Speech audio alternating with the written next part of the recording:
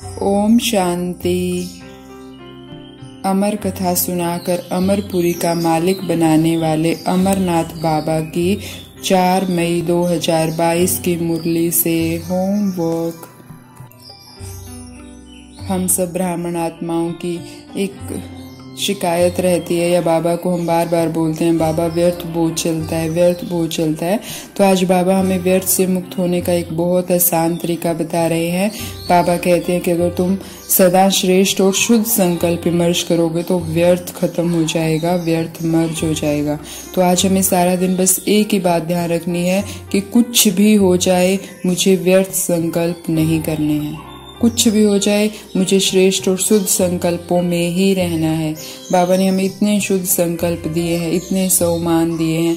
मुरली में जो हर संकल्प है वो शुद्ध है, तो हमें ज्यादा से ज्यादा शुद्ध संकल्प करने, क्योंकि जितना शुद्ध संकल्पों का खाता बढ़ता जाएगा उतना ही व्यर्थ खत्म होता जाएगा।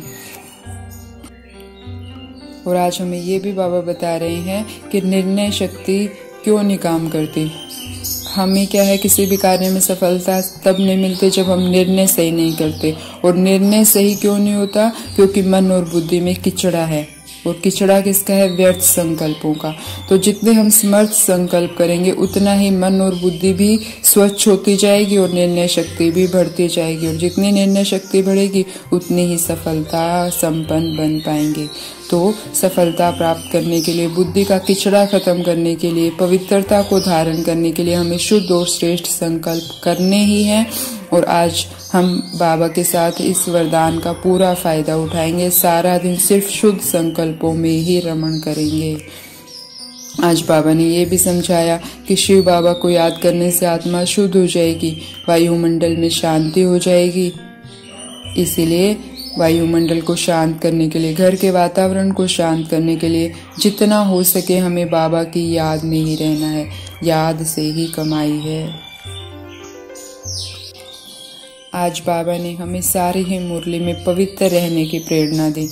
बाबा ने बार बार कहा, बाबा ने कहा कि सतयुग में तुम्हें सिर्फ आत्म अभिमानी होती हो, परमात्मा का ज्ञान नहीं है तो भी तुम सुखी हो।